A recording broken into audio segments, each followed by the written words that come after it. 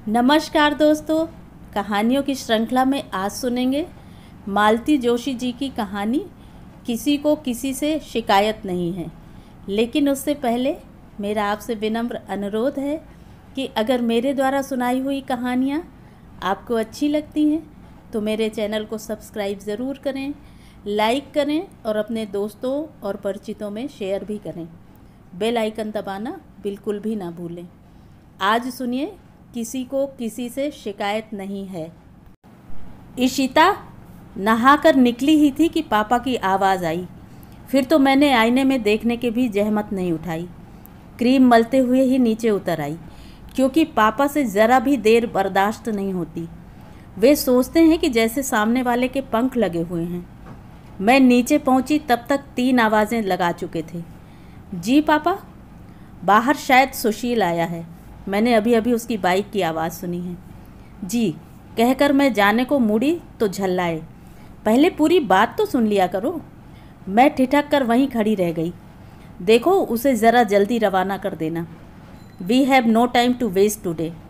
और सुनो, एक बार फिर उन्होंने मुझे अधबीच में ही रोक लिया। उसे कुछ भी बताने की ज़रूरत नहीं है। कुछ भी मतलब?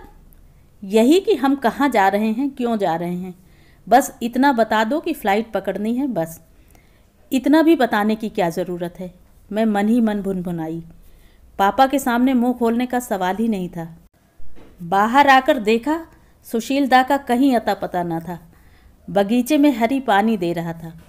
उसी से पूछा, सुशील दा आए थे क्या? और नहीं तो जे दे के गए हैं, उसने लॉन चेयर की ओर इशारा करते हुए ठेठ अंदाज में कहा। अंदर आकर बताना था ना। रुके ही नहीं, बोले जल्दी में हूँ।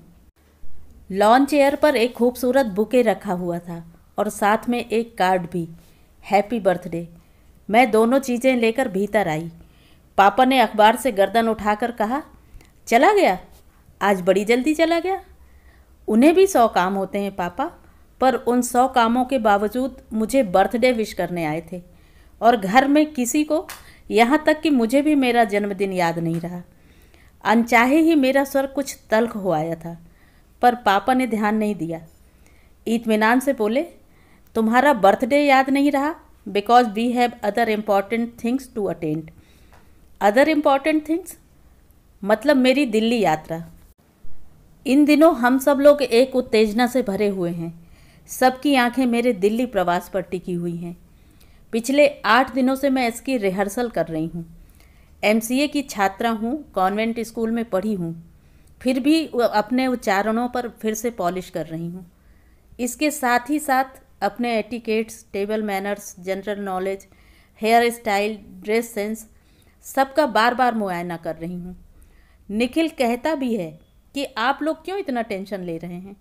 अमेरिका वाले अंग्रेज़ों की तरह रिजिड नहीं होते, बहुत लिबरल होते हैं। पर पापा के कोर्ट में कोई अपील नहीं चलती, उनका निर्णय अंतिम होता है। वे रिस्क नहीं लेना चाहते, डरते हैं कि ज़रा सी भी गलती हुई तो 7 समंदर पार वाला राजकुमार हाथ से निकल जाएगा, सारी मेहनत अकारत हो जाएगी। दिल्ली जाने का सारा रोमांच और उत्साह वहाँ पहुँचते ही ठंडा पड़ गया। पता चला कि श्रीमान 15 दिन की छुट्टी में आए हैं और इन 15 दिनों में कम से कम 20 लड़कियाँ देखने का प्रोग्राम है। रिजल्ट बाद में पता चलेगा। यह भी बताया गया कि यूँ तो प्रस्ताव 50 से ऊपर थे, पर छानबीन करने के बाद संख्या 20 पर आकर ठहर गई है। उन 20 भाग्यशालियों में हमारा भी नाम था। लौटते समय मन बेहद उदास और थका हुआ था। जाते समय मैं जितना चहक रही थी, लौटते समय उतनी ही चुप थी। पापा ने 2-1 बार मेरा मन टटोलने की कोशिश की, पर मेरी बेरुखी देखकर चुप हो गए। वैसे भी हवाई जहाज़ में चटर पटर बात करने का रिवाज नहीं है। अपनी सीट पर सिर टिकाए मैं आंख बंद करके बैठी रही। कितनी कोशिश की, पर संभाव्य वर महोदय का चेहरा आंखों के सामने आ नहीं पा रहा था। वैसे भी उस चेहरे पर कुछ खास था भी नहीं। जो भी ग्लैमर था वह विदेश यात्रा का था, बाकी तो एकदम साधारण सी सूरत शक्ल थी। और सच तो यह है कि ठीक से देखने का मौका भी नहीं मिला। हम लोगों को जो आधा घंटा अलॉट हुआ था, उस पर तो उनकी माँ और बहन ने ही कब्जा किया हुआ था। श्रीमान जी तो मुश्किल से 8-10 मिनट हमारे पास बैठे थे। मैंने 8 दिन तक जी तोड़ मेहनत करके अपने को संवारा था, पर सारी मेहनत मिट्टी हो गई। अपना हुनर दिखाने का कोई मौका ही नहीं मिला। पर पता नहीं क्यों ज़हन में सुशीलदा का चेहरा ही बार बार उभर रहा था। सुशीलदा बड़े भैया के मित्र बनकर इस घर में आए थे, पर कब मेरी ज़िंदगी में दाखिल हो गए पता ही नहीं चला। मेरी पढ़ाई, मेरे शौक़, मेरी बेवकूफ़ियाँ, मेरा गुस्सा सब वे ही झेलते रहे। बड़े भैया के इतने दोस्त थे, पर किसी से मेरी इतनी आत्मीयता नहीं थी। मेरा हर किसी से हंसना बोलना उन्हें पसंद भी नहीं था, पर सुशीलदा के लिए कोई रोक नहीं थी। वे इस घर के लिए सम्माननीय अतिथि थे। भैया तो खैर उनके कायल थे ही, पर पापा ने भी मम्मी से कह रखा था, लड़का बड़ा होनहार है, इसे हाथ से जाने नहीं देना है। इंजीनियरिंग के आखिरी साल में ही भैया ने यूएसए जाने की तैयारी शुरू कर दी थी।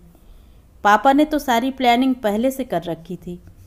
वे लोग सुशीलदा से भी आग्रह कर रहे थे, पर वह अपना मन नहीं बना पा रहे थे।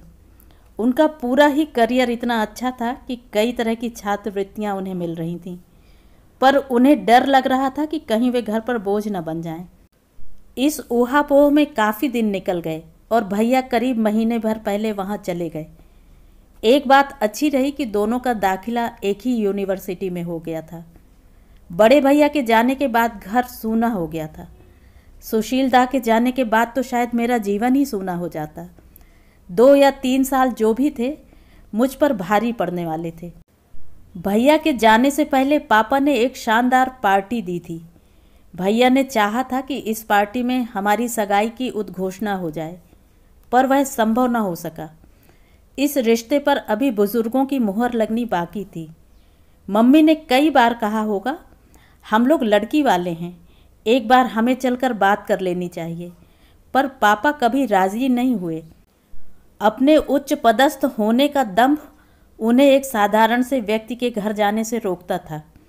वे कहते थे, सब दकियानूसी बातें हैं, आजकल लड़का लड़की सब बराबर हैं। वैसे हम दोनों के बीच भी अब तक इस तरह की कोई बात नहीं हुई थी। उनसे परिचय हुआ था तब मैं मात्र 15 वर्ष की थी। तब वे मुझे एक बच्ची की तरह ट्रीट करते थे और उनका व्यवहार अब भी वैसा ही बना हुआ था। पर उम्र के साथ मेरा मन भी परिपक्व होता गया था और अब वे केवल भैया के मित्र नहीं थे, मेरे बहुत अपने कोई थे। जिस तरह सुशीलदा इस घर में प्रिय पाहुन थे, मैं भी उनके घर भर की चहेती थी। मैं उनके मन की था तो नहीं ले पाई थी, पर जैसा लाड़ दुलार उस घर में मिलता था, उससे लगता था उन लोगों ने मुझे स्वीकार कर लिया है। उनकी माँ तो मुझ पर जान छिड़कती थी। मन में एक क्षीण आशा थी कि शायद जाने से पहले वे अपने दिल की बात मेरे सामने रख दें, पर वैसा मौका ही नहीं आया। उनके जाने में कुल जमा 8 दिन रह गए थे कि एक हादसा हो गया। उनके पिताजी एकाएक हृदयघात से चल बसे। खबर सुनते ही हम लोग जैसे हतप्रत हो गए थे, पर उन लोगों पर तो जैसे वज्रपात ही हो गया था। सुशीलदा की 3 बहनें थीं, तीनों विवाहित थीं। एक की शादी तो अभी अभी हुई थी। सुशीलदा का कार्यक्रम तय होते ही आनन फानन में उसकी भी तारीख तय कर दी गई थी। वह तो अभी हनीमून से लौटे भी नहीं थे कि यह दुर्घटना हो गई। वह तो दुख से एकदम पागल ही हो गई थी। सारे कार्यक्रम निपट जाने के बाद दोनों बहनें तो 15-20 दिन में लौट गईं, पर वह 2 महीने यहीं बनी रही। साए की तरह माँ के साथ बनी रहती, एक बच्चे की तरह उनका ध्यान रखती। पर नई ब्याहली को वे लोग भी आखिर कितने दिन रोक पाते। एक न एक दिन तो ससुराल भेजना ही था। उसके बाद मैंने कमान संभाल ली। जब भी समय मिलता चली जाती, माँ जी को अपने हाथों से खिलाती, दवा पिलाती, कई बार तो सुलाती भी। मैं चली जाती तो सुशीलदा को बाहर जाने का हौसला हो जाता, नहीं तो माँ को अकेले छोड़कर जाने की वे कल्पना भी नहीं कर सकते थे। उनका मसखरापन एकदम गायब हो गया था। वे बेहद गुमसुम हो गए थे। जब इसी तरह 4 महीने खिंच गए तो पापा बेचैन हो उठे। ये सुशील कर क्या रहा है? पूरी टर्म निकली जा रही है, ये कब ज्वाइन करेगा? आखिर उनसे रहा नहीं गया। एक दिन सुशीलदा मुझे छोड़ने आए थे तो उनसे पूछ ही लिया, सुशील, मेरे ख्याल से अब तुम अगली टर्म से ज्वाइन करो तो ठीक रहेगा। क्योंकि इतने दिनों बाद मेकअप करना बहुत मुश्किल होगा। सुशीलदा धीरे से बोले, अंकल अब मैंने जाने का इरादा एक तरह से छोड़ ही दिया है। यहीं कोई कोर्स कर लूँगा या फिर कोई जॉब ले लूँगा। पापा उन्हें देखते ही रह गए। क्यों भाई? This is a suicidal decision.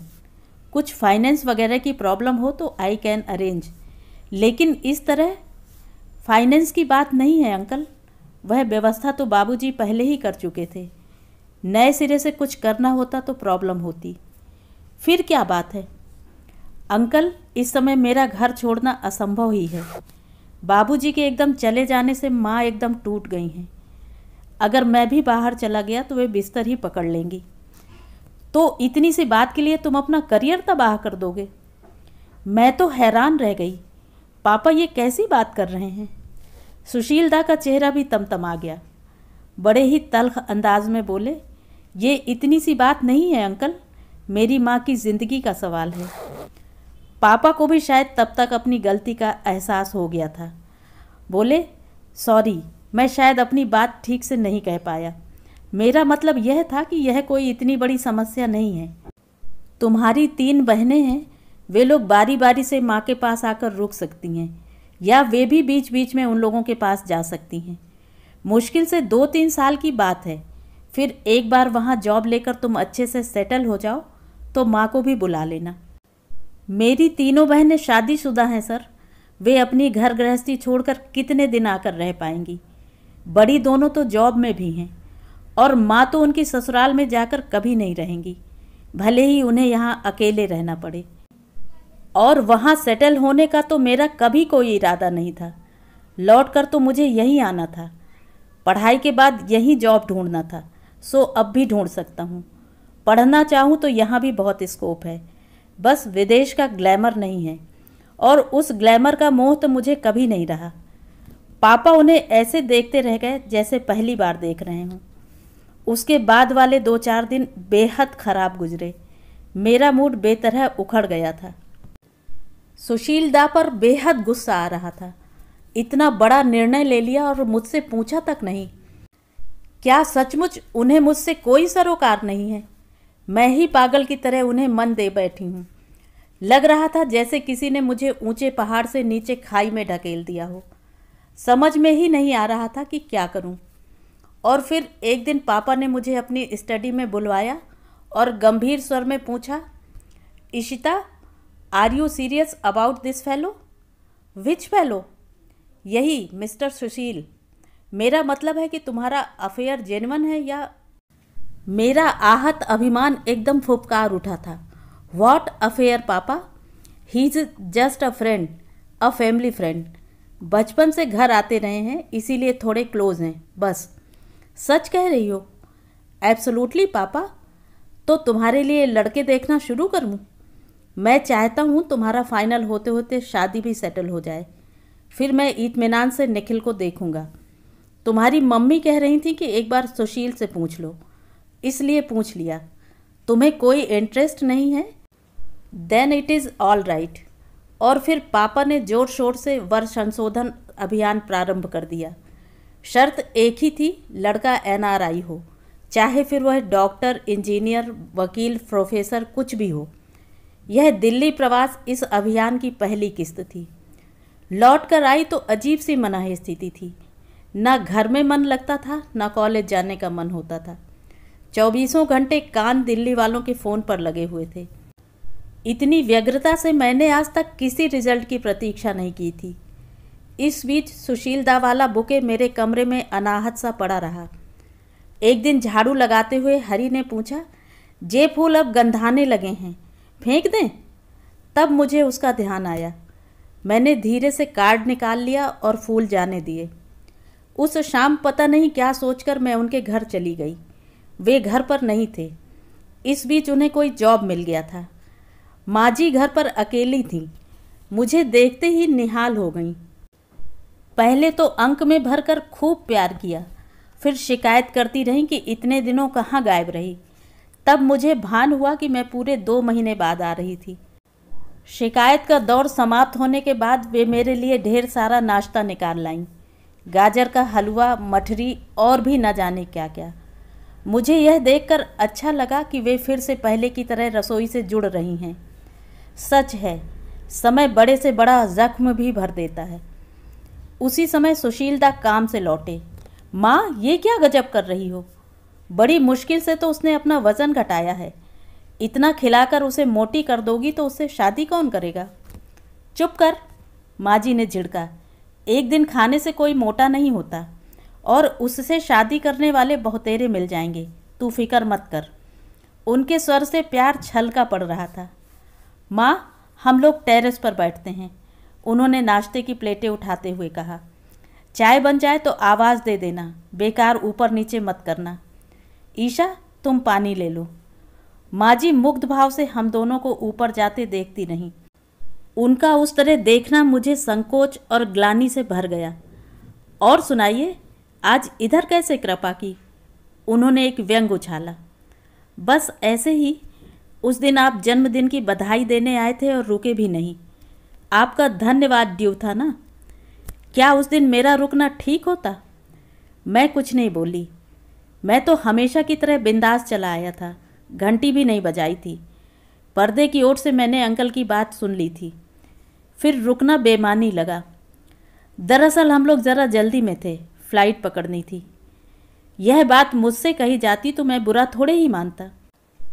पापा इस बात को पब्लिक नहीं करना चाहते थे। मुझसे कहने से बात पब्लिक हो जाती है। अब तो यह पूछने में भी डर लगेगा कि उस दिन कहाँ जा रही थी। आपसे क्या छिपाना है, दिल्ली का एक प्रपोज़ल था, उसी सिलसिले में जा रहे थे। फिर बात बनी? रिजल्ट का इंतज़ार है। 15 दिन में 20 लड़कियां देखने का प्लान था। निर्णय उसके बाद ही लिया जाएगा। ईशा, तुम्हें ये सब अपमानजनक नहीं लगता? और उपाय भी क्या है? कुछ पाने के लिए कुछ खोना भी पड़ता है। अपना आत्मसम्मान भी, अस्मिता भी। हाँ, आत्मसम्मान भी। सपना जितना बड़ा होता है, कीमत भी उतनी ही बड़ी चुकानी पड़ती है। और मैं सोचता था तुम्हारा सपना मैं हूँ। कितना बेवकूफ़ था मैं। बाप रे, इस आदमी का अहम तो आकाश छूने लगा है। यह नहीं कहते बना कि ईशा तुम मेरा सपना हो, खुद मेरा सपना बनने को बेताब है। आप भी मेरा सपना हो सकते थे सुशीलदा, पर क्या करूं, आपने तो आकाश में उड़ना छोड़कर ज़मीन पर रेंगना शुरू कर दिया है। ईशा, क्या तुम्हारे लिए मेरा यूएसए जाना इतना महत्वपूर्ण था? मेरा अपना वजूद कुछ नहीं, तुम्हारे लिए अमेरिका ही सब कुछ है। मान लो यह निर्णय मैं शादी के बाद लेता तो क्या तुम मुझे छोड़ देती? शादी? और तुमसे? मैंने कहा और अधखाई प्लेट यूं ही छोड़कर दनदनाती हुई नीचे उतर आई। चाय के कप हाथ में लिए माँ जी रसोई से बाहर निकल रही थीं। वे मुझे आवाज़ देती इससे पहले मैं बाहर निकल गई। इसके बाद महीनों हमारी मुलाकात नहीं हुई। न वे इधर आए, न मैंने उनके घर का रुख किया। इस बीच हमारा खोजी अभियान जोरों पर था। स्वीकृति और अस्वीकृति का दौर चल रहा था। कुछ पात्र मुझे नहीं जचते थे, कुछ को मैं पसंद नहीं आती थी, तो कुछ को पापा रिजेक्ट कर देते थे। बड़ी मुश्किल से एक जगह सबकी सहमति से बात तय हुई। बड़े भैया की छुट्टी आदि की सुविधा देखकर तारीख तय करने की सोच ही रहे थे कि एक अंधड़ सा आया। 11 सितंबर का प्रलय आया और उसके बाद मंदी का एक दौर चला। सैकड़ों इंजीनियर बैरंग वापस भेज दिए गए। मेरे दुर्भाग्य से इन साहब का नाम भी उस सूची में था। वैसे यहाँ आते ही उन्हें चेन्नई में अच्छी नौकरी मिल गई, पर अगर यहाँ वालों से ही करनी थी तो सुशीलदा क्या बुरे थे। हम लोगों ने वह रिश्ता खारिज ही कर दिया। इस रिश्ते के खारिज होने के बाद से घर में एक मायूसी सी छा गई थी। मुझे तो यह सोचकर ऊब हो रही थी कि सब कुछ अब नए सिरे से शुरू करना होगा। पापा का उत्साह भी कुछ ठंडा पड़ गया था। कहाँ तो एमसीए करते करते ही मेरी शादी हो जाने की बात थी। अब पास करके भी 6 महीने हो चले थे और मैं अनब्याही बैठी थी। वक्त काटने के लिए मैंने इन दिनों एक कंप्यूटर क्लास में पढ़ाना शुरू कर दिया था। एक दिन शाम को वहाँ से लौटी तो ड्राइंग रूम में पाँव देते ही चौंक पड़ी। सुशीलदा की दोनों बहनें वहाँ बैठी थीं। मेरी विस्मित मुद्रा देखकर पापा ने बताया, शुभा विभा सुशील की शादी का निमंत्रण देने आई हैं। अरे वाह, कब है, कहाँ है? मैंने अपने को यथाशक्ति सहज रखते हुए कहा। जयपुर में इसी 16 को, शुभा दी ने बताया। रिसेप्शन में तो खैर सभी को आना है, पर तुम्हें और निखिल को बारात में भी चलना होगा, विभा दी ने जताया। लड़की, मेरा मतलब है हमारी नई भाभी क्या करती हैं? कुछ नहीं, एमए किया हुआ है, उसे घरेलू लड़की ही चाहिए थी। कहता है बुढ़ापे में माँ को आराम देना चाहता हूँ। करियर माइंडेड लड़कियाँ घर की ओर ध्यान नहीं दे पाती हैं। उन लोगों को गेट तक छोड़कर मैं भीतर आई तो मम्मी बड़बड़ा रही थी। इतना अच्छा लड़का था, सिर्फ आप लोगों की जिद के कारण हाथ से निकल गया। पहली फुर्सत में मैंने उनका मोबाइल मिलाया। सुशील दा, आपने तो हमें शॉक ट्रीटमेंट ही दे दी। No doubt it was pleasant, but it was a surprise. तुमने क्या सोचा था, मैं देवदास बन जाऊंगा? अरे क्या बात कर रहे हैं? वही तो, देखो, तुमने अपना सपना सहेजा, मैंने अपना। तुम अपने माँ बाप का दिल नहीं तोड़ सकी, मैं भी अपनी माँ को दुखी नहीं कर सकता। हिसाब बराबर हो गया। अब किसी को किसी से शिकायत क्यों हो? Let us part as friends. और उपाय ही क्या था? तो ये थी कहानी। कहानी आपको कैसी लगी? कमेंट करके ज़रूर बताएं।